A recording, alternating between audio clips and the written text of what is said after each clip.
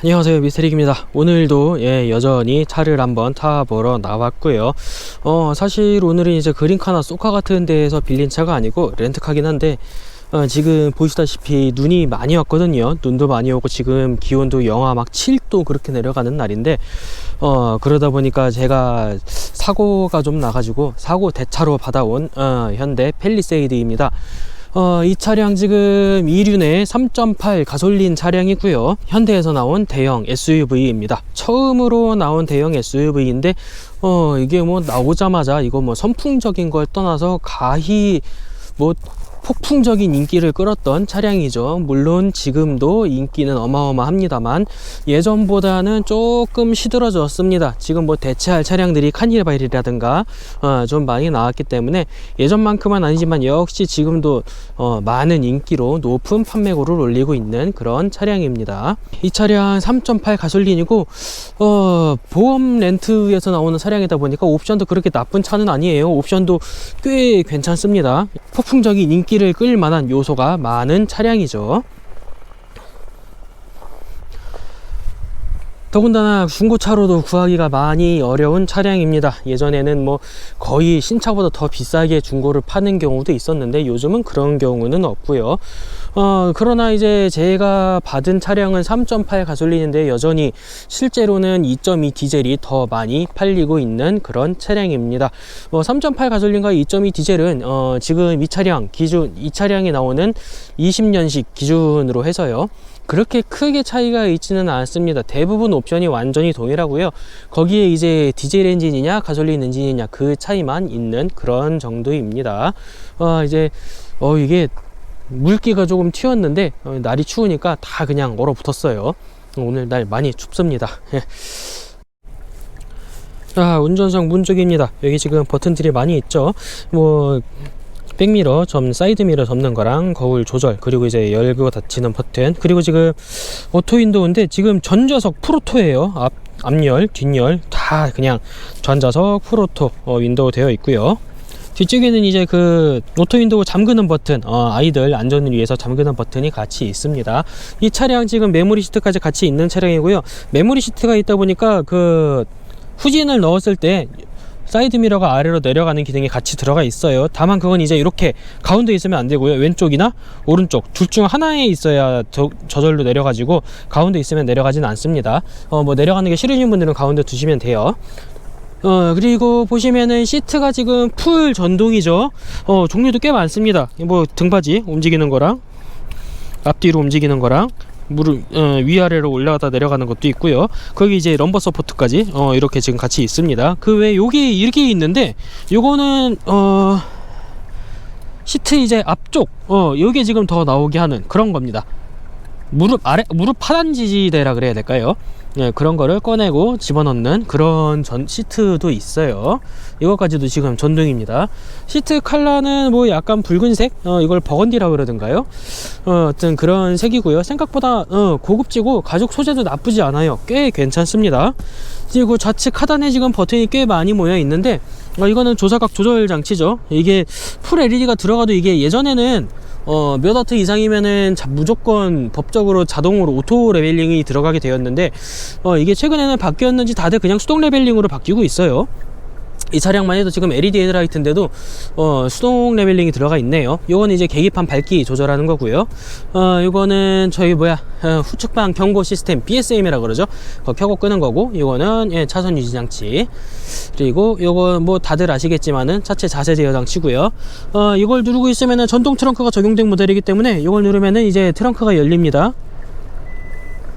소리가 좀 나면서 트렁크가 이제 열리게 돼요. 이렇게 뒤쪽에 지금 계기판 쪽에는 나오고 있는데 열리는 건 이따가 뒤에 가서 다시 보여드릴게요. 물론 이제 한 번 더 누르면 닫힙니다. 그리고 EPB, 오토홀드 EPB가 다 적용된 차량이기 때문에 여기 지금 모양이 있죠. 이것도 당연히 당기면은 체결이고 누르면은 풀리는 그런 방식입니다. 지금 뭐 제가 브레이크 페달을 밟고 있지를 않기 때문에 눌러도 풀리지는 않아요. 지금 뭐 계기판에도 영하 7도라고 나와 있어요. 보시면은 좌측 하단에 작게 영하 7도라고 나와 있죠. 도로 결빙 주의하는 그런 것도 나와 있고요. 조심해서 운전해야겠어요. 운전석 쪽은 이 정도입니다. 문 쪽 여기 보시면 여기도 지금 꽤 넓어요. 공간이 도어 포켓도 꽤 넓고 하단부도 지금 여기 이런 식으로 가운데 물통이랑 좌우로 공간 조금 넓게 있습니다.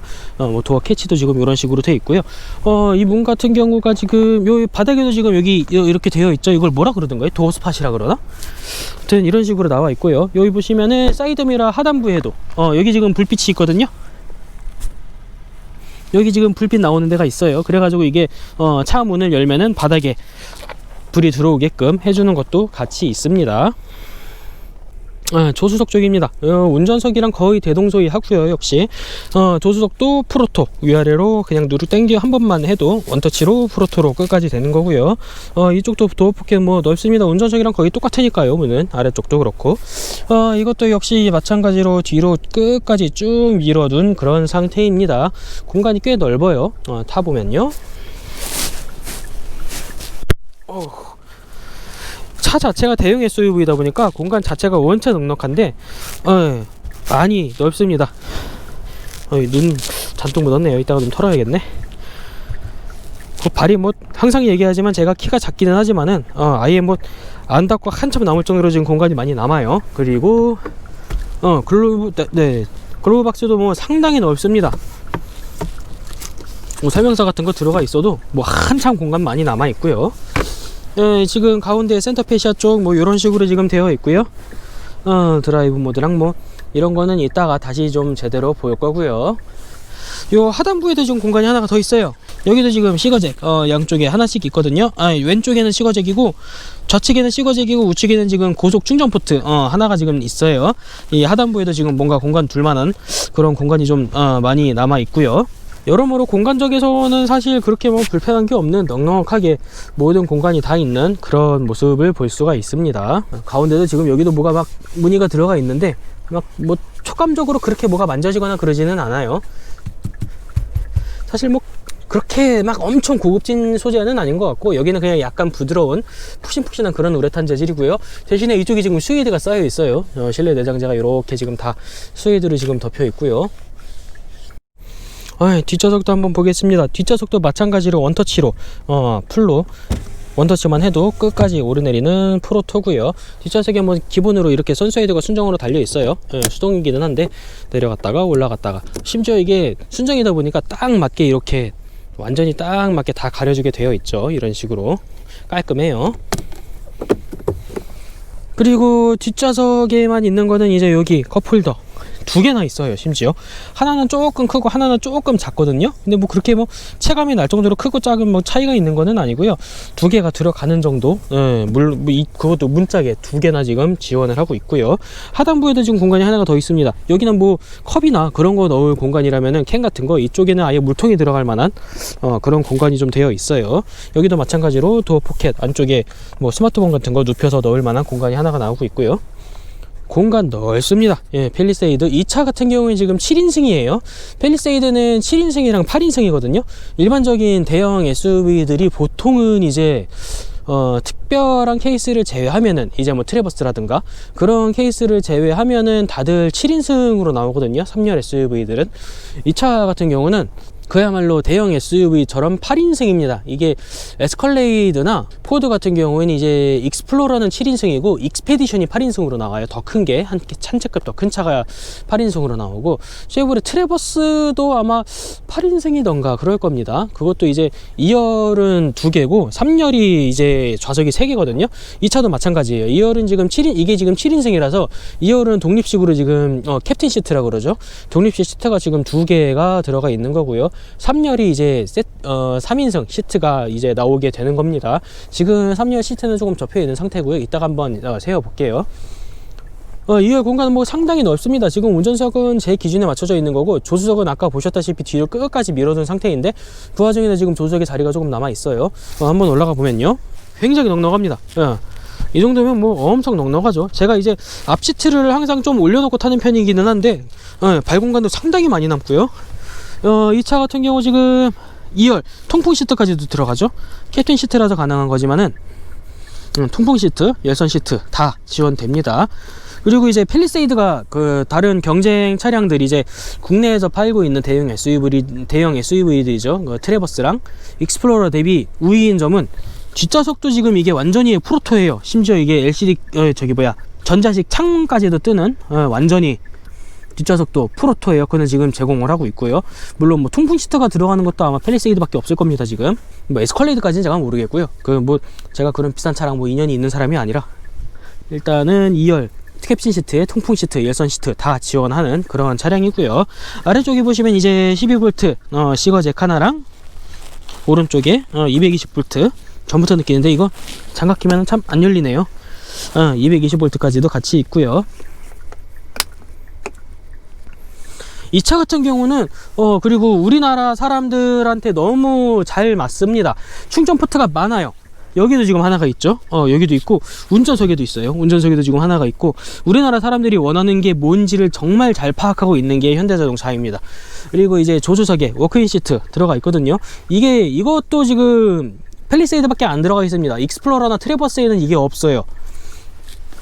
이게 사실 되게 별거 아닌 기능이기는 한데 있으면 되게 편하거든요. 없어도 사실 뭐 별 그렇기는 하지만은 있으면은 정말 편하게 쓸 수 있는 기능이에요. 뭐 조수석에서 이제 우리 집사람이 꾸벅꾸벅 졸고 있다던가 그럴 때 이제 그냥 버튼만 누르면 눕혀버려서 재워버리면 되니까요. 안 재우시나?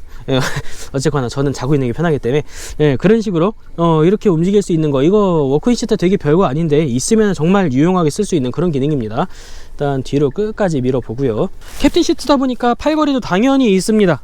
팔걸이도 있고 뒤로 넘어가는 각도도 상당히 많이 넘어가요. 지금 이 의자가 뒤로 끝까지 넘어간 상태인데 보시면은 지금 옆으로 각도가 이 정도까지 넘어갑니다. 이 정도로 넘어가요. 정말 많이 넘어가죠. 180도까지는 당연히 아닌데 이 정도면 정말 많이 넘어가는 겁니다. 이게 트래버스는 이 정도까지 넘어가는지 모르겠는데 익스플로러는 이거보다 훨씬 안 넘어가요. 익스플로러 같은 경우는 팰리세이드랑 비교하면 거의 반쯤은 선체로 앉는 그런 각도가 되는데 그래가지고 이제 그 출고하고 나서 각도 조절 개조를 하시는 분들이 조금 있습니다. 이 차 같은 경우는 순정으로 굉장히 많이 좀 눕혀지는 편이에요. 다만 이제 이렇게 끝까지 눕혀두면은 3열 전동 시트가 올라오다가 걸리는 경우가 조금 있어요. 그래서 이제 뭐 보통은 이걸 조금은 올려두고 쓰셔야 됩니다. 그리고 또 뭔가 이건 볼 수가 있나 모르겠는데 이건 등받이랑 그 바닥판이 같이 움직여요. 등받이가 뒤로 갈수록 엉덩이 판이 앞으로 좀 나오고요. 등받이가 설수록 엉덩이 판이 다시 뒤쪽으로 들어가는 그런 식으로 되어 있습니다. 2열에도 지금 실내등 여기 달려 있고요. 여기 보시면은 등은 아니고 여기 뭐가 달려 있는데 이게 뭔가 했더니만은 앞에 그 저런 기능이 있어요. 후성 마이크라는 기능이 있거든요. 아마 그 스피커가 아닐까 싶습니다. 앞에서 이제 말을 하면은 이쪽에서 이제 후속 스피커에서 나오도록 그런 게 아닐까 그런 생각을 좀 하고 있고요. 썬루프도 달려 있거든요. 듀얼 썬루프예요. 앞쪽은 이제 틸트까지 다 되는 완전 오픈되는 썬루프고요. 뒤쪽은 틸트가 되지는 않습니다. 앞쪽에서 이제 열기만 요거까지만 열려요. 이게 열리지는 않고요. 뒤쪽은 그냥 거의 파노라마 썬루프입니다. 틸트가 되지는 않고 그냥 이렇게 천장만 유리로 되어 있는 그런 썬루프가 되어 있고요. 앞쪽 같은 경우는 아예 틸트가 돼요. 이런 식으로 올라갑니다. 앞쪽은 날 추우니까 그냥 닫죠.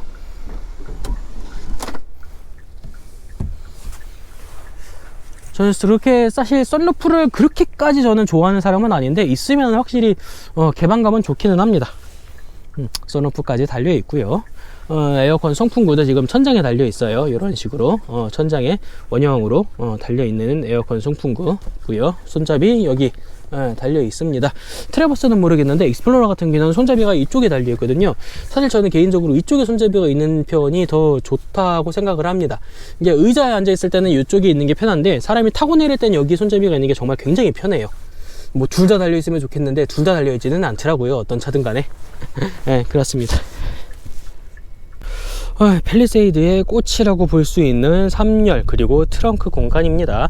이 차 지금 전동 트렁크가 적용이 되어 있는 차량이고요. 그래서 이쪽 버튼 한 번만 눌러주시면 사람 보고 꺼지라는 경고등이랑 경고음이랑 이렇게 열립니다. 안쪽에 이게 LED 등이 여기 박혀 있어 가지고 정말 굉장히 밝아요. 여기도 하나가 박혀 있고 여기도 지금 하나 박혀 있거든요. 두 개가 박혀 있어 가지고 실내등이 정말 굉장히 밝습니다. 트렁크등 뭐 여기만 열어도 지금 이렇게 막 화나죠. 제가 지금 뒤에 등을 하나 더 놓기는 했는데 뭐 이거보다 이거만큼 밝지는 않지만은 이게 굉장히 밝아요. 이것도 굉장히 밝고 실내도 좀 많이 밝습니다. 그리고 이제 트렁크 공간 광활하죠. 이게 차박의 가성비도 일단 엄청 좋지만은 차박으로서도 굉장히 효용성이 좋은 차량이기 때문에 그래서 인기가 굉장히 많아요. 사실 벌써 이게 평평하잖아요. 완전히 풀플랫이고 무슨 뭐 개털 같은 게 붙어 있네. 그리고 이제 전동으로 움직일 수도 있어요. 사실 이거는 뭐 아시는 분은 다들 아시겠지만은 사실 제가 알기로 최초는 익스플로러예요. 익스플로러에서 전동으로 한 걸로 알고 있는데 익스플로러인지 디스커버리인지 정확하게는 모르겠네요. 디스커버리도 아마 이런 게 있기는 있는 걸로 알고 있는데 디스커버리가 아니었나? 어쨌거나 전동 시트는 제일 유명한 차는 익스플로러입니다. 아마 제가 알기로는 최초가 익스플로러고요. 일단 2열 이렇게 2열도 이렇게 접는 게 있긴 있어요. 2열 같은 경우는 대신에 전동은 아닙니다. 2열은 전동은 아니고 그냥 스프링처럼 이제 탁 하고 엎어지는 그런 거고요.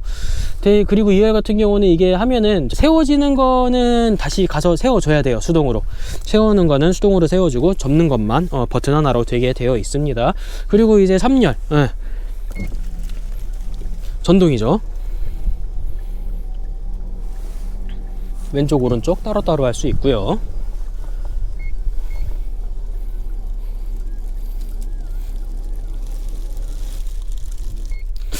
헤드레스트까지 펴지지는 않나 보네요. 이거는 그냥 이렇게 세워줘야 되나? 헤드레스트는 손으로 그냥 세워줘야 되네요. 이게 3열이 펴줘도 이 정도 공간이 나와요. 판때기로만 지금 이 정도 공간이 나오고 아래쪽 하판을 들면은 요 아래도 지금 공간이 하나가 더 있거든요. 이런 식으로 공간이 하나가 지금 더 있습니다. 뭐 타이어 수리킷하고 뭐 먼지털이 삼각대 소화기까지 지금 같이 달려 있어요. 소화기 같은 경우는 7인승 이상인 경우는 이게 지금 필수로 알고 있습니다. 법적으로 7인승 이상의 차량은 무조건 들어가야 되는 걸로 알고 있어요. 그래서 5인승 차는 아직까지는 안 들어가요. 5인승 차는 아직까지 순정으로 제공을 안 하고 있고 7인승부터만 순정으로 제공을 하고 있습니다. 이거를 뭐 5인승도 의무화를 시킨다는 얘기가 꽤 돌았었는데 어떻게 그냥 후지부지가 된 것 같아요. 어쨌거나 아래쪽 요 정도 공간은 있고요. 여기 뭐 고리 하나씩 있고 접으면은 다시 접으면은 헤드레스트는 저절로 접힙니다. 펴는 것만 뭐 손으로 펴주면 돼요. 다만 이게 속도는 조금 느린 편이에요. 익스플로러 같은 경우는 살짝 빠른데 팰리세이드는 아무래도 후발주자라 그런지 모르겠어도 조금 느린 편입니다. 익스플로러보다는요.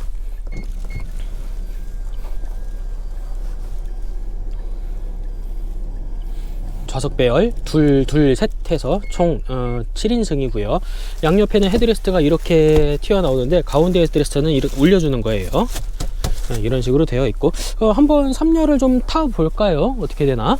닫는 거 지금 트렁크 닫는 버튼 뭐 이렇게 되어 있고요.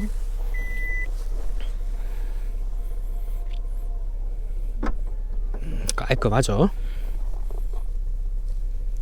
3열을 한번 들어가서 타 볼게요. 이게 3열을 들어가려면은 이 차 같은 경우는 지금 7인승이다 보니까 가운데 지금 통로가 있죠. 그냥 이쪽으로 들어가도 됩니다. 그냥 일로 들어가도 뭐 당연히 되는데 조금 이 의자를 앞으로 하는 방법이 좀 있어요. 여기 지금 버튼이 있거든요. 이걸 누르면은 이런 식으로 됩니다. 이런 식으로 그냥 앞으로 움직여줘요, 의자가. 그래서 이제 여기 밟고 이렇게 들어가게끔 이런 식으로 되는 거예요. 그리고 그냥 당기면 됩니다. 당기면 되는데 이게 지금 이 상황에서 당기면은 저기 뭐라 그래야 되나, 앞뒤가 아까 그 뒤에 가장 뒤에 있었는데 그 자리를 그대로 오는 게 아니고 그냥 앞에서 걸려요. 그렇기 때문에 이게 3열 공간이 상당히 좀 많이 넉넉하게 되는 편입니다. 대신에 이제 오른쪽 이쪽은 지금 아까 제가 뒤로 끝까지 밀어놓은 그 상태죠.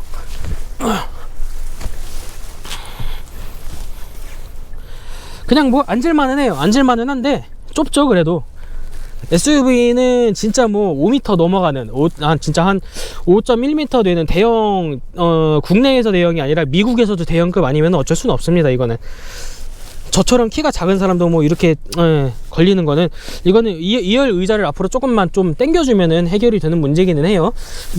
사실 뭐 이 상태로 돼도 2열 앉을만은 하거든요. 이거는 일단 나가면서 좀 앉아보도록 하고요. 그리고 이제 3열에서 팰리세이드는 편의사항이 조금 많이 있습니다. 여기도 지금 충전기 포트 있죠. USB 포트 있고, 컵홀더 2개 있고, 무슨 뭐 고리 같은 것도, 이거는 뭐 눕혔을 때 쓰는 거겠죠. 그리고 여기도 지금 양쪽에 다 있어요. 여기도 충전 포트랑, 이거는 등받이 각도입니다. 이게 3열이 자꾸 팰리세이드는 모르겠다는 얘기를 하는데 진짜 몰라서 어쩔 수 없고요. 3열이 각도 조절이 되는 거는 팰리세이드 밖에 없습니다. 3열도 이 정도로 각도가 넘어가요. 그래서 생각보다 편하게 갈 수가 있습니다. 등받이 각도가 보통 SUV 3열들이 진짜 요 정도 서 있거든요. 요 정도 서 있거나 아니면 기껏해야 한 요 정도만 서 있어, 요 정도만 누워 있어 가지고 그렇게까지 편하지는 않거든요. 레그룸도 레그룸이지만 등받이 각도도 이렇게 서 있어서 그렇게 편하진 않은데, 팰리세이드 같은 경우는 3열 각도도 지금 뒤로 꽤 많이 넘어가요.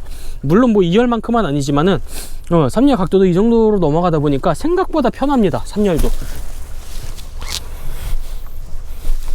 지금 2열이 조금만 레그룸을 양보해주면은 3열도 뭐 진짜 굉장히 탈만해요. 이 정도면은 정말 탈만하게 갈 수 있게 그렇게 돼 있어요. 심지어 이것도 전동이죠. 지금 등받이 각도 움직이는 것조차도 쓸모가 좀 많습니다. 그러면은 지금 이 의자가 2열이 요 상태일 때 어떨지 한번 가서 앉아 볼게요. 가운데 센터 터널로 그냥 운전석이 제 기준으로 맞춰져 있는 상태에서 요 정도 남습니다. 주먹하고 하나가 더 들어가요. 대신에 이제 뭐 조금만 뒤로, 끝까지는 아니더라도 조금만 가고, 등받이 각도도 조금 눕히고, 이 정도만 해도 뭐 2열 앉을만 한데, 이 정도만 돼도 앉을만 하거든요. 이 상황에서 3열로 다시 가보면은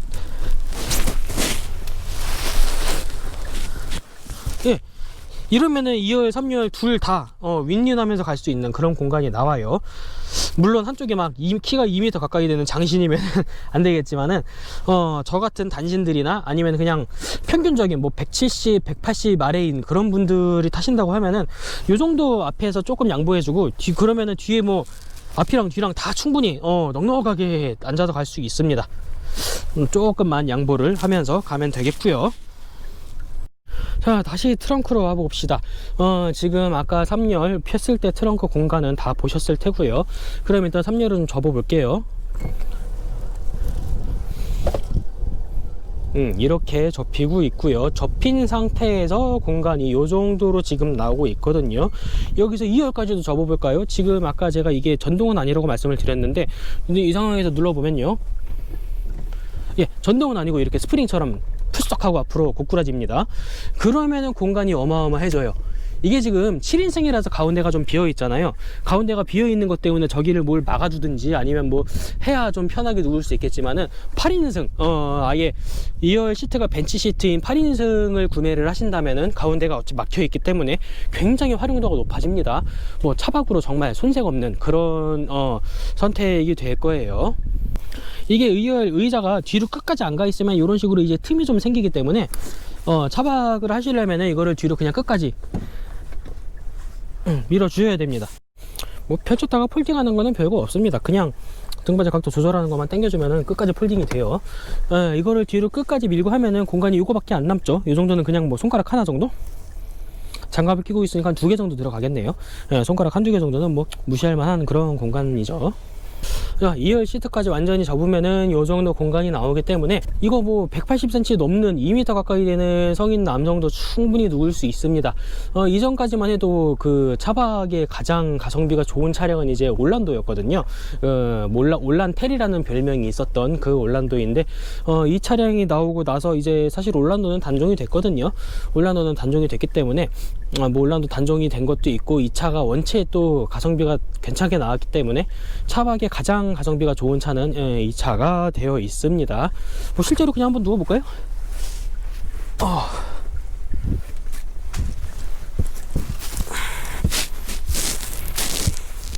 지금 여기 2열 끝부분에 엉덩이가 닿고 있는데 다리 뭐 제가 단신이긴 하지만은 꽤 많이 남죠. 제 머리가 지금 딱 여기 있는데 여기서도 지금 공간이 한참 남아요. 그러니까 제 위로 쭉 올라가면은 한 이 정도까지 올라오면 다리 공간이 뭐 엄청나게 많이 남죠. 이렇게 한참 남습니다. 뭐 30cm 하나가 더 될 정도로 지금 남아요. 뭐 하나만 깔아주면은 충분히 넉넉하게 그냥 3명은 좀 낄 것 같고 2명 정도는 누워서 잘 수 있을 것 같아요. 3명은 좀 낍니다. 얘들 아니고서야. 그리고 요 사이 틈이 생각보다 좀 신경 쓰이기는 하네요. 예, 뭔가 좀 확실히 깔아줘서 신경 안 쓰이게끔 해주는 게 좀 필요하긴 할 것 같습니다. 평탄화라 그러죠. 펠리세이드 같은 경우에는 뭐 원체 기본적으로 이게 조금 올라오거나 그런 게 아니라 완전 평평이기 때문에 뭐 하나만 깔아줘도 괜찮을 것 같습니다. 트렁크 어마어마하게 넓고요. 등급이 꽤 괜찮은 차라서 그런지 타이어도 20인치 휠 타이어가 들어가거든요. 245에 50 그리고 20인치 무려 20인치 휠입니다. 20인치 휠 타이어가 들어가고요. 타이어는 미쉐린의 프라이머시 투어 AS라는 타이어네요. 사실 저는 국산 타이어 말고는 잘 몰라가지고 이게 좋은 건지 나쁜 건지는 사실 잘 모르겠습니다. 근데 이제 미쉐린은 뭐 믿고 쓰는 타이어죠. 미쉐린 타이어 세계 업계 1위니까요.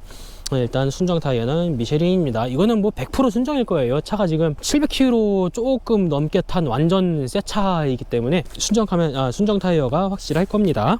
예, 바깥이 엄청 추운 와중에 드디어 지금 실내로 들어왔고요. 계기판은 가운데 지금 디지털 클러스터가 있고 좌우에는 그냥 바늘로 된 그런 계기판이에요. 이게 옵션으로는 12인치짜리 풀 디지털 클러스터가 들어가긴 하는데 이 차 같은 경우에는 그 옵션이 들어가지는 않아서요. 일단 바늘이랑 디지털 정보 장치랑 같이 들어있는 그런 차량입니다. 정보가 나오는 게 뭐 그렇게까지 많지는 않은데 뭐 필요한 정보는 일단 다 나와요. 연비 정보, 뭐 누적 거리, 주행 정보, 뭐 현재 속도, 그리고 이제 뭐 드라이브 모드가 어떤지 뭐 그런 까지 다 나오고 있고요. 오토스탑이 얼마나 작동했는지 그런 까지도 지금 다 나오고 있어요. 그리고 이거는 뭐 방위 보는 거고요. 지금 크루즈 상태 아니면은 전방 주의 그런 게 지금 어떻게 되겠는지 그런 게 나와 있는 거고요. 타이어 공기압도 지금 지난번에 그 쉐보레 말리부 같은 경우에는 KPA로 표시가 됐잖아요. KPA로 표시가 돼서 사실 잘 몰랐는데 뭐 펠리세이드 같은 경우는 원래 뭐 현대차나 기아차나 쌍용까지도 르노도 아마 PSI로 표시를 해줄 겁니다. 다른 데는 다 지금 PSI로 표시가 되어 있는데 펠리세이드도 역시 PSI로 표시가 되어서 공기압 보기가 한결 간단합니다. 그 외에는 이제 설정 같은 게 있어요. 뭐 그렇게까지 뭐 제가 만질 만한 거는 아니고요. 일단 가장 많이 보는 건 역시 연비 정보죠. 이게 3.8 가솔린이기 때문에 평 연비는 사실 굉장히 안 좋습니다. 지금 뭐 6km 찍혀 있는데 이거는 제가 하도 지금 차를 오래 세워놓고 있어서 그런 거고요. 올 때까지만 해도 잘 나온 게 지금 8km였어요. 일단 좀 다시 달려보고 판단을 좀 해봐야 될 것 같습니다. 그리고 이제 좌측 RPM 게이지 수온계가 같이 있고요. 우측에는 이제 속도계랑 기름 게이지가 같이 있습니다. 오토스탑이랑 오토홀드까지 다 있거든요. 이거는 뭐 차가 서거나 그럴 때 작동하는 거니까 조금 이따가 서거나 하면은 그때 좀 다시 볼게요. 가운데 보시면은 지금 내비게이션 가로로 넓죠. 이게 12인치짜리든가 13인치짜리든가요. 여튼 상당히 넓은 그런 내비게이션입니다.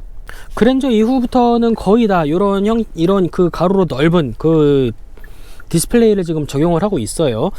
이 차량도 뭐 지금 이거 디자인 자체도 그랜저랑 거의 비슷하죠. 예. 비슷해요. 그리고 이제 내비 현대에서 많이 쓰는 그런 순정 내비고요. 이게 기본적으로 렌트카들은 다들 그 속도가 상시로 표시가 안 되게 설정이 되어 있는데 이거 설정할 수 있습니다. 그 설정 칸 들어가 가지고 하면은 설정할 수 있고요.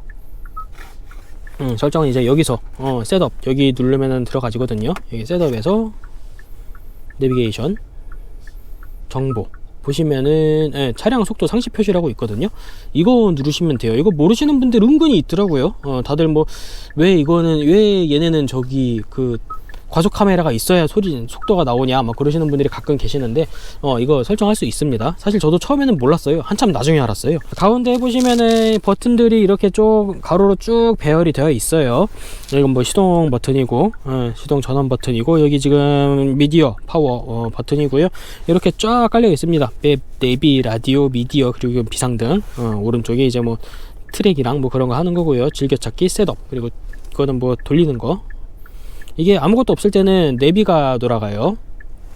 그리고 하단부는 이제 공조기입니다. 오토 에어컨, 좌우 독립 공조식이고요. 후석도 따로 할 수가 있어요. 후석 같은 경우는 여기 리어 버튼이 있거든요. 요거를 눌러주면은 여기 뜹니다. 가운데 떠가지고 요것도 이제 맞춰줄 수가 있어요. 뭐 오토로 하거나 오프로 하거나. 이제 뒤쪽에서는 못 만지게 잠궈버릴 수도 있습니다. 아이고, 잘못 눌렀다. 요거를 눌러주면은 뒤쪽에서는 이제 못 만지게 잠기는 거예요. 뒤쪽 사람들 뭐 함부로 이제 뭐 애들이 막 장난친다던가 그럴 때 잠궈버리는 버튼이고요. 그 아래 이제 뭐 공조장치 아래 보시면은 여기 이제 기어입니다. 버튼 기어인데 제가 좀 버튼 기어를 많이 싫어하죠. 몇 번씩 얘기했지만 저는 사실 버튼 기어 굉장히 안 좋아합니다. 차라리 다이얼식을 훨씬 선호해요. 뭐 당연히 기어봉이 제일 좋지만은 그냥 그렇습니다. 버튼 기어 별로 선호하지는 않아요. 그 와중에서도 지금 현대식 버튼 기어는 저는 상당히 좀 안 좋아합니다. 이게 조작이 뭐 익숙해지면 편하다 그러는데 뭐 그거야 뭐 뭐든지 마찬가지고요. 익숙해질 때까지 걸리는 시간이 좀 많이 걸려요. 이게 그 뭐라 그래야 되지? 딱 안 보고 막 누르기에는 시간이 좀 필요하다 보니까 처음에는 좀 되게 우왕좌왕해요. 예, 뭐 왜 안 가지? 잘못 눌렀나? 하고 뭐 직접 눈으로 보고 눌러야 되고, 그렇기 때문에 익숙해지기까지 시간이 좀 걸립니다. 직관적이지가 못하다는 얘기예요. 그래서 사실 제가 이 버튼 기어를 별로 안 좋아합니다.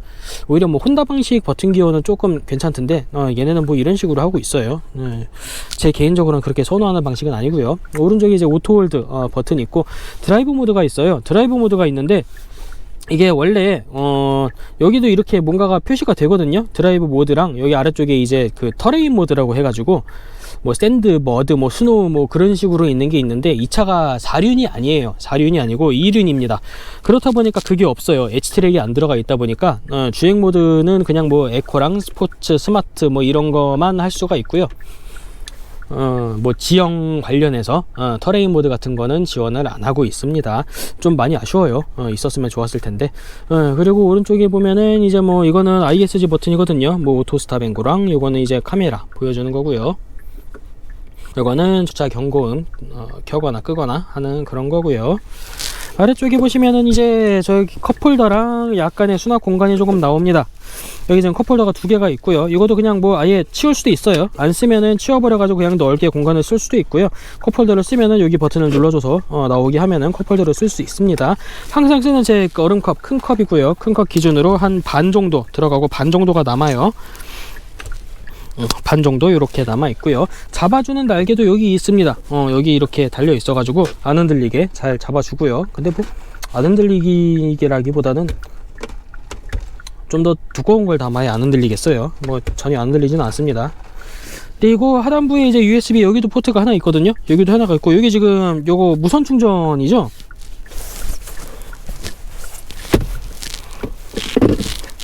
핸드폰을 올려놓으면은 불이 들어오면서 무선 충전이 되는 그런 식입니다. 충전이 되고 있으면은 이런 식으로 불이 들어오게 되어 있고요. 이게 휴대폰이 작아가지고 안 들어갈 걱정은 안 해도 될 것 같아요. 원체 뭐 넉넉하기도 하고 크기도 꽤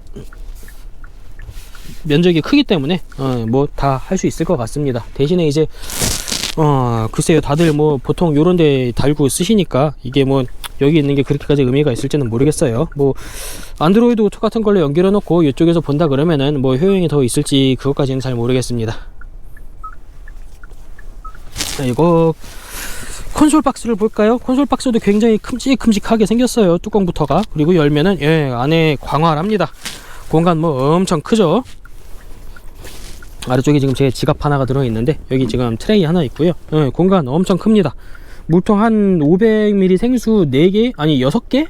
6개는 안 들어가려나요? 한 4개 정도 넣고도 공간이 좀 남을 것 같아요. 꽤 넉넉한 그런 공간을 보여주고 있습니다. 그쵸, 뭐 이 정도는 돼야 콘솔 박스죠 사실. 엄청 크고요. 아까 보셨던 조주석 워크인 시트 이렇게 달려 있습니다. 이쯤 되면은 뭐 실내 구성은 아마 거의 다 보신 것 같아요. 여기 오버헤드 콘솔 보시면은 여기 지금 이게 아까 썬루프 그거 버튼들이에요. 썬루프 버튼들이고, 이건 이제 등 켜고 끄는 거랑, 이건 지금 블루링크, 그리고 이거 SOS.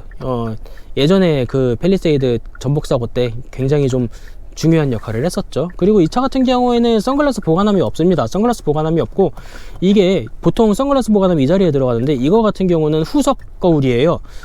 7인승 8인승 되다 보니까 탄 사람이 많다 보니까 뒤에 뭐 뭘 하고 있나 보기가 좀 어렵잖아요. 그렇다고 매번 이거는 뭐 룸밀러로 막 움직일 수도 없고, 그래서 이제 아예 뒤쪽으로 비춰주는 거울을 만들어 놓은 게 이 후석형입니다. 뭐 상당히 괜찮아요, 이런 거. 뭐 차가 크면 클수록 뒤쪽을 신경 쓰기가 조금 힘들어지는데, 뒤쪽 이제 뭐 마이크 같은 것도 있고, 요것도 있고 해서 뒤에 상황 살피기는 꽤 좋습니다. 대신에 이제 선글라스 보관함이 없어지는 건 좀 아쉽기는 하네요. 저는 이제 운전할 때만 안경을 쓰는 사람이라 보통 차에다가 안경을 놓고 다니는데, 이 차는 이제 안경을 둘 자리가 좀 마땅치가 않습니다. 콘솔박스 안에 넣든가 글로우박스에 넣든가 그래야 돼요. 그리고 마지막으로 보자면 이제 이 차 패들 시프트가 달려 있습니다. 예, 이게 버튼 기어다 보니까 여기서 이제 조작을 할 수가 없죠. 뭐 다이얼도 마찬가지지만은, 그래서 이제 패들 시프트로 조작을 하게끔 패들 시프트가 지금 달려 있는 거예요. 뭐 멀티 펑션은 뭐 딱히 특별할 거는 없고요. 예, 멀티 펑션이 뭐 다 거기서 뭐. 핸들 버튼들 뭐 이런 식으로 다 되어 있고요. 요즘 뭐 그냥 뭐 현대차에서 많이 쓰는 그런 핸들입니다. 그쵸. 근데 이제 그랜저랑 소나타는 좀 디자인이 다르기는 하죠. SUV들은 전체적으로 요 디자인을 씁니다. 세단들은 조금 다른 디자인을 쓰고 있고요. 그러고 보니까 투싼도 이번에 핸들이 좀 디자인이 바뀌기는 했죠. 그렇습니다. 이 컵홀더 쪽은 아예 그냥 안 쓰면은 닫아버려서 깔끔하게 보이게 닫을 수도 있어요. 뭐 가리는 거랑 눌러서 이제 올라가게끔 하는 그런 것도 같이 되어 있습니다. 쪽에 이제 선바이저에도 거울 달려 있고요. 화장등도 다 달려 있습니다. 그냥 뭐 호박등 들어오네요. LED가 아니라 일반적인 호박등 들어오고 있고요. 조수석도 마찬가지입니다. 조수석도 역시 이렇게 돼 있고요. 여기도 화장등 다 들어옵니다. 자, 그러면은 본격적으로 주행을 한번 시작해 볼게요.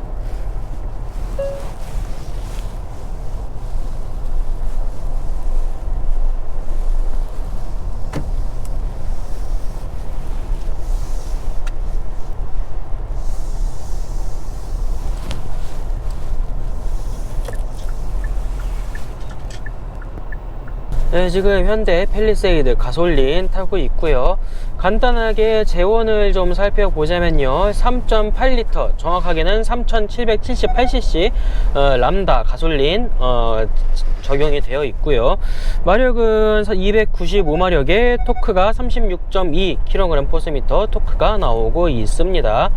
그리고 현재 차량에 적용된 휠 타이어 245, 50 그리고 20인치 휠 타이어 기준으로 복합 연비는 9.3km 나오고 있고요. 도심 연비 8.3km 그리고 고속 연비 10.9km에서 복합 연비 9.3km 나오고 있습니다. 현재 차량 등급 옵션을 한번 보면요, 프레스티지급에서 일단 썬루프 들어가 있고요. 디자인 셀렉션, 패밀리, 그리고 7인승에다가 2열 통풍 시트까지 들어가서 기본적으로 차량 가액 4,113만원에다가 가만히 있자 88만원, 74만원, 69만원, 29만원 이렇게 더 붙어가지고 총 차량 가액만 4,373만원 나오고 있는 그런 차량입니다. 현대 팰리세이드, 사실 국산 대형 SUV로는 거의 처음 출전한 차량이거든요. 물론 이제 기존에도 렉스턴이나 모하비를 대형급으로 치기는 했는데, 사실 모하비나 렉스턴 같은 경우에는 대형이라고 보기는 조금 애매하고요. 굳이 따진다면 지금 시점에는 그냥 뭐 준대형 정도가 맞지 않을까 싶습니다. 실질적으로 국내에서 말하는 대형은 이제 기존에는 익스플로러급 이상 되는 차들, 그러니까 뭐 익스플로러라든가 아니면 이제 X7 아니면 GLE 이 정도쯤 돼야 그때부터 이제 대형으로 분류가 되었으니까요. 어차피 북미에서는 다 미드 사이즈입니다. 국내에서만 이제 뭐 대형이니 그러고 있는데, 어쨌거나 이제 국내상 대형 SUV가 처음으로 대형 SUV답게 나온 차량이 현대 팰리세이드입니다. 이전까지는 사실 팰리세이드 외에는 대형급이라는 차가 수입차를 제외하고는 없다시피 했기 때문에 카니발 말고는 이 수요를 먹을 차종이 없다고 봐야 맞았는데, 팰리세이드가 나오고부터는 그 수요가 조금 갈라지기 시작하면서 굉장히 어마어마한 인기를 좀 누리고 있죠. 그 인기가 이제 지금까지도 내려오면서 물론 이제 초창기 마냥 무슨 뭐 대기 기간이 뭐 거의 1년이 넘네 뭐네 그 정도는 아니지만, 아직까지도 길게는 3개월 4개월 이상 기다려야 하는 인기 차종입니다. 최근 들어서 이제 SUV들에도 가솔린 엔진을 적용하는 사례들이 조금 많아지고 있어요. 이게 본격적으로 가솔린 엔진이 들어간 거는 사실 이제 소형 SUV들, 특히 이제 트랙스랑 티볼리부터 시작해가지고 가솔린 엔진이 좀 많이 들어가기 시작했는데, 기존에도 이제 투싼이라든가 아니면 이제 산타페, 소렌토 같은 경우에도 가솔린 엔진이 들어가기는 했습니다. 다만 이제 대다수의 SUV에 들어간 가솔린 엔진들은 자연흡기가 아니라 이제 과급기가 달린 터보 엔진들이 많이 대세로 들어가고 있었어요. 그런데 이제 기존 이제 산타페나 소렌토 같은 경우에도 2.0 가솔린 터보를 적용시키고 있었고, 투싼 같은 경우에도 1.6 가솔린 터보가 들어가고, 그러는 식으로 보통 SUV에는 이제 디젤이 아니면은 가솔린 터보를 적용하는 상황이 많았는데, 이 차량 같은 경우 조금 어떻게 보면 약간 특이하다 싶게 국내산 가솔린 SUV로는 굉장히 드문 케이스로 가솔린 대배기량 자연흡기가 들어가 있어요.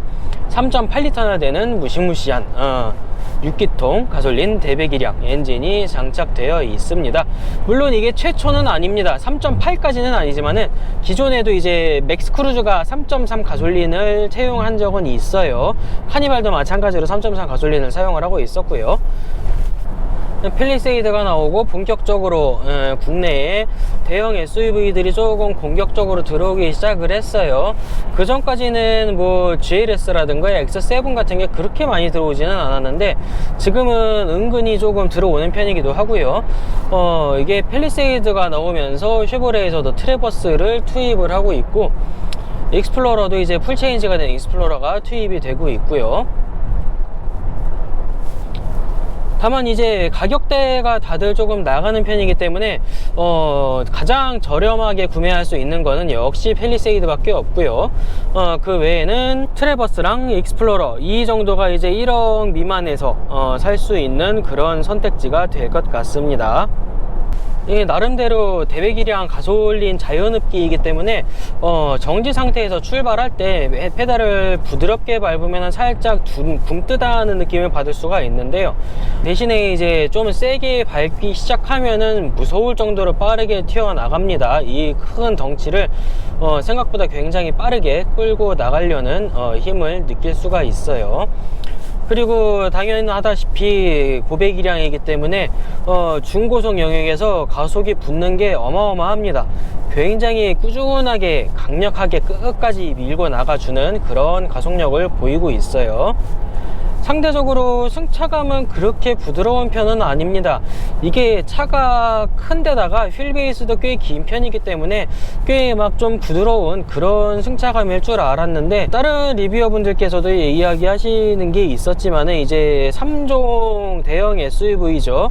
5-6천만원대 대형 SUV들 중에서 팰리세이드가 가장 서스펜션이 좀 단단한 편이고, 트래버스가 가장 무른 편이다. 그리고 이제 익스플로러가 딱 그 중간 사이에 있다라고 이야기하시는 분들이 꽤 계시는데, 저도 이제 그 얘기만 들을 때는 이게 진짠가 긴가민가 했는데, 실질적으로 팰리세이드를 가솔린으로 타 보니까 이게 좀 확 와닿네요. 서스펜션이 조금 딱딱한 편입니다. 그러다 보니까 이제 커브길이라든가 뭐 이런데 램프라든가 이런 데를 넘어갈 때는 상당히 탄탄하게 잘 잡아주는데, 일상적인 주행 아니면은 이제 요철 같은 데를 지나간다던가 방지턱을 넘어간다던가 이럴 때는 좀 단단함에서 나오는 좀 덜 부드러운 느낌 같은 거를 좀 느낄 수가 있네요. 6기통 대배기량에서 나오는 부드러운 회전 질감은 상당히 기분이 좋고요. MVH 그 방음 수준이나 이런 것도 사실 나쁜 편은 아닙니다. 상당히 괜찮은 편이에요. 다만 이제 하부에서 걸러 들어져 오는 소음이 조용한 편, 뭐 많이 걸러 들어오는 편이기는 한데 막 엄청나게 조용하다 이 정도까지는 아니고요. 그냥 이제 이 급보다는 이 급에서 기대할 수 있는 방음 수준보다는 조금 더 나은 수준, 그 정도는 되는 것 같습니다. 방음은 사실 상당히 만족스러워요. 그다음에 이제 풍조량 같은 경우는 차가 이제 차량 형상도 형상이고 아무래도 좀 크잖아요. 그렇다 보니까 풍조량 같은 경우는 조금 들어오는 편입니다.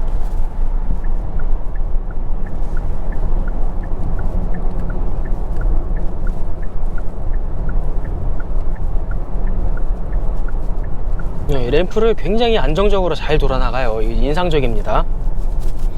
서스펜션이 단단하니까 이런 커브에 있어서 상당히 괜찮은 감각을 좀 보여줘요.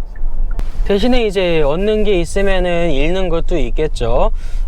탄탄한 서스펜션으로 좀 뭐 커브라든가 직진 구간에서 좋은 안정감을 보여주는 반면에 일상적인 이런 저속 방지턱이나 도로 상황이 좀 안 좋고 요철이 있다거나 울퉁불퉁하다거나 이런 때에는 좀 딱딱해서 생각보다는 다소 불쾌한 그런 승차감이 조금 나오고 있어요.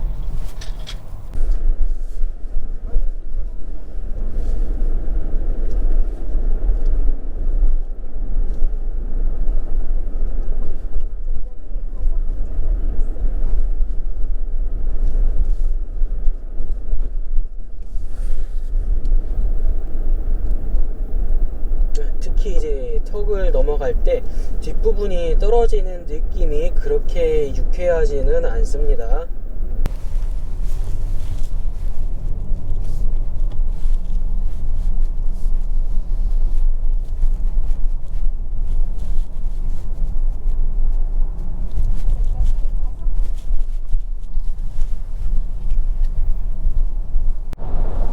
현재 차량 옵션도 이거저거 꽤 많이 들어가 있거든요. 일단 뭐 대표적으로 후측방 경보 시스템, 그리고 이제 스마트 크루즈 컨트롤이 들어가 있어요.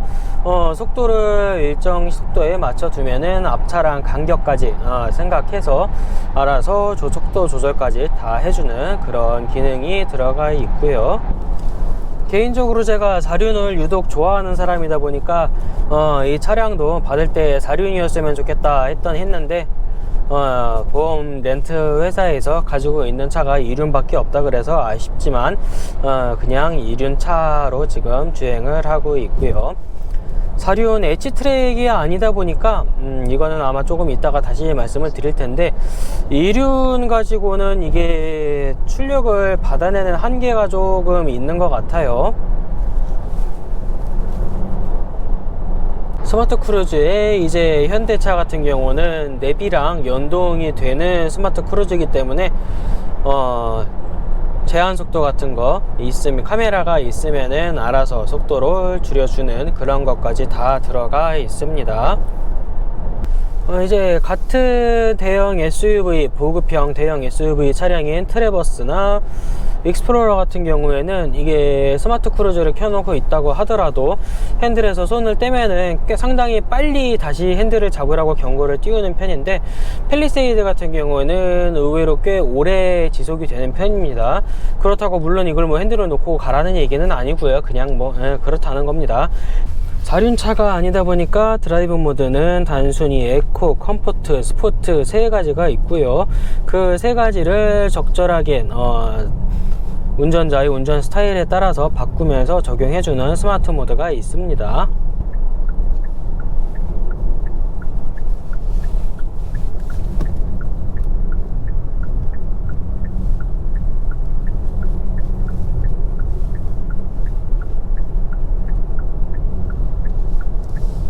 확실히 급커브나 램프 구간에서는 굉장히 안정적이에요.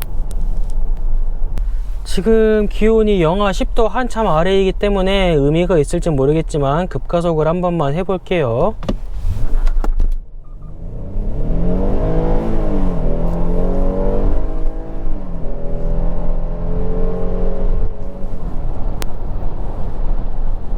보시는 것처럼 이륜으로는 출력을 다 받아주기가 조금 힘듭니다. 휠스핀도 많이 나고요. 이게 차가 핸들을 꽉 안 잡으면은 좌우로 막 흔들리기까지 하거든요. 어지간하면은 가솔린은 4륜을 좀 넣는 게 현명한 판단이라고 생각이 됩니다. 4륜 구동이면은 이런 게 확실히 현저하게 덜 하거든요. 그리고 그 와중에서도 가속력은 상당히 인상 깊은 수준입니다. 물론 뭐 더 밟으면은 그냥 쭉쭉 계속 올라가겠지만 뭐 지금 날씨도 날씨고 뭐 별로 안전한 짓이 아니기 때문에 그렇게까지는 안 해보고요. 일단 뭐 100km까지 가속력만 해도 충분히 상당히 훌륭한 수준으로 나오고 있습니다. 이게 대배기량의 힘이 뭐 충분히 엄청나네요. 그리고 이게 보통 저 RPM을 쓰면은 소리가 굉장히 부드럽고 조용한데 이제 급가속을 하려고 풀악셀을 밟는 순간 아주 그냥 으르렁거리는 소리가 나면서 엔진 회전음도 굉장히 크게 들어오는 그런 모습을 좀 보이고 있고요. 헤드라이트는 옵션 사양이긴 해도 LED 헤드램프가 적용이 되어 있기 때문에 색상도 색온도도 상당히 밝은 화이트 톤 색온도가 나오고 있고요. 상향등일 경우는 더 그렇지만 상향등이 아닌 일반 하향등이어도 상당히 밝게 멀리 잘 비춰주는 모습을 보이고 있고요. 상향등이 들어올 경우에는 훨씬 멀리 깨끗하게 잘 보이는 그런 램프를 쓰고 있는 것 같습니다. 상당히 멀리 보여주고 시야도 괜찮고 밝기도 괜찮아요. 시트가 옵션으로 들어가는 시트이기는 한데 그렇게 막 부드럽다는 느낌을 받기는 조금 그렇네요. 막 마냥 부드러운 시트는 아니고요. 보기보다 좀 단단합니다. 생각처럼 막 푹신푹신했으면 좋겠는데 그렇지는 않네요. 당연하게도 대배기량 가솔린이다 보니까 정차 중에도 ISG가 켜지지 않고 시동에 걸려 있는 상태에서도 잔진동이라는가 이런 게 거의 없습니다. 굉장히 조용하고 부드러워요. 시동이 걸려 있다라는 걸 느낄 정도의 아주 미세한 진동 정도만 올라와요. 다만 이제 팰리세이드의 가솔린은 대배기량인 거에 대한 단점이 하나가 있어요. 우리나라에서만 좀 큰 단점이기는 한데 세금이 비싸다는 거죠. 3.8리터면은 연간 세금이 100만원 정도가 나옵니다. 이 부분에선 사실 익스플로러가 제일 유리하죠. 유일하게 과급기가 달린 터보 엔진이 달려 있으면서 배기량도 2300cc 정도밖에 안 되기 때문에 세금에 있어서는 상당히 유리합니다. 그렇다고 마냥 뭐 출력이 모자라지도 않아요. 오히려 출력은 팰리세이드보다 훨씬 좋고요. 실제 거동 성능도 이 대형 3종 SUV 중에서 가장 좋은 편에 속합니다. 트래버스 같은 경우는 이제 마찬가지로 대배기량 3.5리터이기 때문에 팰리세이드보다는 조금 저렴하긴 하겠지만 어차피 거기서 거기인 그런 세금량이 책정이 되고 있어요. 예, 팰리세이드 같은 경우에는 출시 초기부터 3.8 가솔린이 적용이 됐는데 사실 지금 개인적인 생각으로는 굳이 이 세금 비싼 3.8 가솔린을 고수하기보다는 지금 효율 좋은 2.5리터 가솔린 터보를 만들어냈잖아요. 이 차도 차라리 그걸 적용시키는 게 훨씬 낫지 않을까 개인적으로 그런 생각을 조금 하고 있습니다.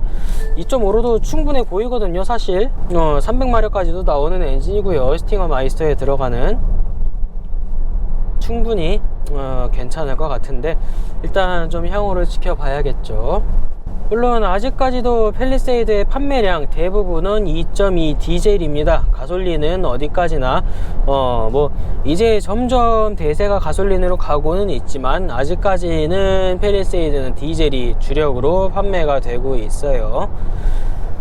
그리고 이 차량 같은 경우에는 버튼 기어가 적용이 되어 있기 때문에 기어 이제 수동 변속이 안 돼요. 그렇다 보니까 패들 시프트를 지원을 해주고 있습니다. 패들 시프트 감각은 사실 나쁘지는 않아요. 꽤 괜찮고 패들 시프트 움직였을 때의 기어 반응도 뭐 즉각적이진 않지만 생각보다 빠르게 반응을 해오는 편에 속합니다. 패드 시프트를 만지고 나서 한참 동안 안 만지면은 자연히 D 모드로 다시 들어가게 돼요.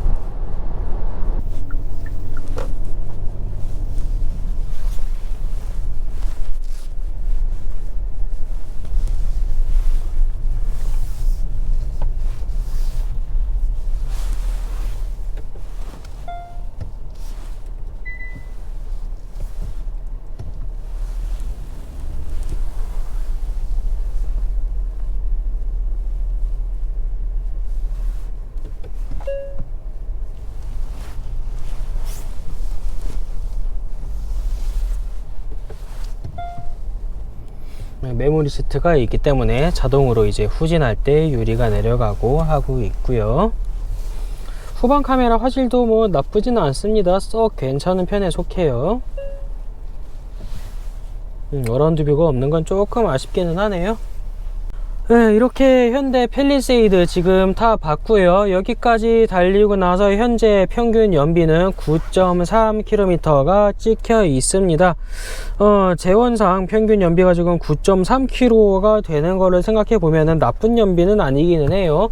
물론 뭐 제가 지금 온 길이 영 도로 환경이 썩 좋은 길이기는 했지만 그걸 감안해도 평균 연비랑 비슷비슷한 조금 웃도는 연비를 보여주고 있습니다. 3.8 대배기량 가솔린에 2톤 가까이 되는 이런 대형 SUV를 가지고 요 정도면은 사실 나쁘지 않은 연비라고 생각은 들어요. 간단하게 이제 평가를 좀 해보면요, 어차피 팰리세이드는 지금 시장에서 평가가 완벽하게 검증을 받은 차량이기는 합니다. 어마어마한 인기와 판매량으로 그거를 충분히 증명을 하고 있어요. 하지만 이제 더 여기서 제가 얘기를 할 만한 거는, 분명히 팰리세이드는 상품성에서도 굉장히 좋게 나왔고 가격적인 면에서도 굉장히 괜찮게 나왔습니다. 이게 지금 경쟁 차종인 트래버스나 익스플로러 같은 경우, 이제 트래버스의 경우는 옵션이 적당히 들어가서 탈만하게 하려면 일단 프리미어 트림 정도를 사야 되는데, 트래버스도 이제 프리미어 정도가 들어가려면은 기본적으로 5,300만원 정도가 나오거든요. 익스플로러 같은 경우는 현재 국내 2.3 그리고 리미티드 단일 트림으로 들어오는데, 이것도 지금 6천만원이 아주 조금 넘습니다. 6,010만원인가 20만원인가 그 정도 나오고 있기 때문에 이 두 차종이랑 비교를 한다면 팰리세이드의 가성비는 가히 압도적이라고 할 수가 있어요. 심지어 옵션조차도 해당 가격인 차량들보다 더 좋습니다. 뭐 일반적인 편의 장치나 뭐 소소한 이런 소비자 위주, 탑승객 위주의 편의 장비마저도 이 두 차종보다 좋기 때문에 가성비에 있어서는 가히 압도적이라고 할 수 있는 그런 차종입니다. 더군다나 이제 우리나라가 또 차박 문화가 슬슬 성행을 하기 시작하면서 같이 이제 그 대세에 편승해서 굉장히 더 입소문을 많이 탄 차량이기도 해요. 우리나라 같은 경우는 사실 폴딩이 풀플랫이 되는 차가 흔하지는 않았는데, 팰리세이드를 이제 시작으로 해가지고 점점 풀폴딩 되는 차가 늘어나고 있기도 하고요. 팰리세이드 같은 경우는 이제 또 풀플랫으로 폴딩을 시키면 공간이 굉장히 넓기 때문에 차박하기도 상당히 편하고 그런 차다 보니까 여러 가지로 지금 각광을 많이 받고 있어요. 충분히 정말로 뭐 잘 팔리는 이유가 다 있는 그런 차라고 볼 수가 있습니다. 다만 역시 이제 기대는 기대고 현실은 현실이라고 봐야 될 것 같습니다. 사실 저는 이걸 예전에 디젤은 타봤지만 디젤이랑 가솔린이랑은 조금 다르겠지 싶었거든요. 가솔린이나 디젤이나 사실 그렇게까지 승차감에서 별반 차이가 있지는 않습니다. 가솔린이나 디젤이나 둘 다 좀 다소 단단한 편이에요. 그렇다 보니까 흔히 생각하는 이제 대형 SUV의 특유의 대형 SUV라고 하면 사실상 미국이 원고장이잖아요. 미국차 특유이지만 부드럽고 출렁출렁하고 부들부들한 그런 승차감을 기대하기엔 조금 어려운 그런 차입니다. 그런 승차감을 기대하려면 사실 지금은 트래버스밖에 없는 것 같아요. 다소 단단하기 때문에 이제 커브길이나 램프 구간 이런 길에서는 굉장히 안정적으로 돌아가는 모습을 보여주는데, 일반적인 방지턱이라든가 아니면 이제 도로 상황이 조금 안 좋은 요철이 많다던가 이런 데에서는 다소 좀 불쾌한 그런 진동이 좀 많이 올라오는 그런 성향도 조금 보이고 있습니다. 다만 그런 사소한 단점에도 불구하고 이 차량은 여전히 가성비에서는 굉장히 압도적이고 패밀리카로서도 상당히 좋은 성향을 가지고 있어요. 일단 기본적으로 7인승 8인승이기 때문에 일반적인 6인승 7인승과는 조금 다릅니다. 2열이 이제 7인승 같은 경우에는 캡틴 시트가 적용이 돼요. 그래서 이제 2열이 2개의 좌석이고 3열이 세 번째 열이 3개의 좌석으로 되어 있습니다. 어떻게 보면은 2열 탑승객의 편의성을 조금 더 생각해 준다라고 볼 수도 있고요. 좀 안 좋은 쪽으로 생각을 한다면은 굳이 안 그래도 좁은 3열을 왜 3명이나 낑겨 앉도록 만들었나 하는 그런 생각도 조금 할 수가 있습니다. 다만 이제 3열은 말 그대로 이제 3명이 타는 거는 구색만 있는 것 같고요. 3열이 아무리 3인승으로 나왔다 한들 실제로 타는 거는 2명 정도만 타는 게 가장 적합해 보입니다. 물론 기존에 우리나라에 3열이 있었던 SUV들 모하비라든지 렉스턴 아니면 이제 산타페, 소렌토 7인승들보다는 3열의 활용성이 훨씬 좋습니다. 그 차량들 대비해서 레그룸이 훨씬 넓기 때문에 그야말로 이제 기껏해야 어린애들이나 좀 태울까 말까 했던 그 차량들에 비하면은 이 차는 성인도 충분히 앉을 수는 있는 그런 공간을 보여주고 있어요. 쓰임새는 분명히 있습니다. 나쁘지 않은 그런 공간을 보여주고 있기 때문에 거의 구색으로 나온 차들과는 조금 다른 면모를 보여주고 있어요. 편의 장비라든가 안전 장비라든가 이런 게 기본적으로 굉장히 너무 좋게 들어가 있기 때문에 운전하는 데 있어서 피로감이 상당히 많이 감소가 되는 그런 느낌을 좀 받을 수가 있습니다. 물론 어차피 보조장치는 결국에는 보조장치고 사람이 주로 하는 것이기 때문에 안전을 위해서는 이걸 너무 신뢰하지는 말고 본인이 운전을 조심해서 잘 해야겠지만 이런 보조장치가 있는 거랑 없는 거랑은 운전 피로도의 차이가 조금 많이 오는 다른 편이거든요. 그렇기 때문에 운전하기에도 사실 그렇게 나쁘지는 않습니다. 쾌적하게 운전이 가능해요. 오늘 현대 팰리세이드 이렇게 타 봤고요. 사실 이것도 뭐 나온 지가 꽤 된 차량이고 원체 이제 리뷰가 많은 차량이다 보니까 제가 그렇게까지 할 말은 많지는 않네요. 저는 그냥 다시 한번 되짚는 그런 정도로만 얘기를 드릴 수밖에 없을 것 같고요. 그냥 뭐 전체적으로는 잘 팔릴 만하게 특히 이제 가격적인 면에서 너무 착하게 잘 나왔기 때문에 선풍적인 인기가 정말로 납득이 되는 그런 차량이라고 할 수가 있겠습니다. 만약에 차를 구매하신다고 하면은 그냥 뭐 저렴하게 일단 뭐 기본 등급만 해도 애지가는 건 다 들어있기 때문에요. 그렇게만 사도 그렇게까지 뭐 불편하진 않겠지만 개인적으로는 정말 딱 요 차량의 옵션, 프레스티지에서 최소한 이제 패밀리 옵션 이 정도는 넣어주는 게 좋지 않을까 그런 생각이 조금 드네요. 개인적으로 굳이 단점을 꼽아보자면은 아까 이제 가속을 할 때 구동 방식 자체가 출력을 좀 못 받아줘서 다소 이제 밸런스가 무너지는 그런 것 같은 느낌을 받았기 때문에 그 점 하나만 저는 좀 단점으로 좀 꼽을 수 있을 것 같고요. 그 외에는 솔직히 뭐 디자인 같은 거는 너무나도 개인적인 호불호의 영역이기 때문에 그건 뭐 굳이 얘기할 거는 아니고요. 그 외에는 정말 뭐 가격까지 감안을 한다면은 굳이 이거를 뭐 딱히 흠잡을 만한 거는 그렇게 보이지는 않는 것 같습니다. 뭐 재질감 같은 것도 사실 뭐 이 정도면 가격 대비 그렇게 나쁜 것도 아니고요. 괜찮은 편이거든요. 뭐 정렬 같은 것도 뭐 나름대로 뭐 잘 돼 있기는 하고요. 그래서 충분히 가격 대비의 가치를 보여주는 그런 차량이라고 생각이 됩니다. 현대 팰리세이드 오늘 이제 여기까지만 타보도록 할게요. 다음에도 이제 기회가 되면은 다른 차도 한번 타보도록 하겠습니다. 감사합니다.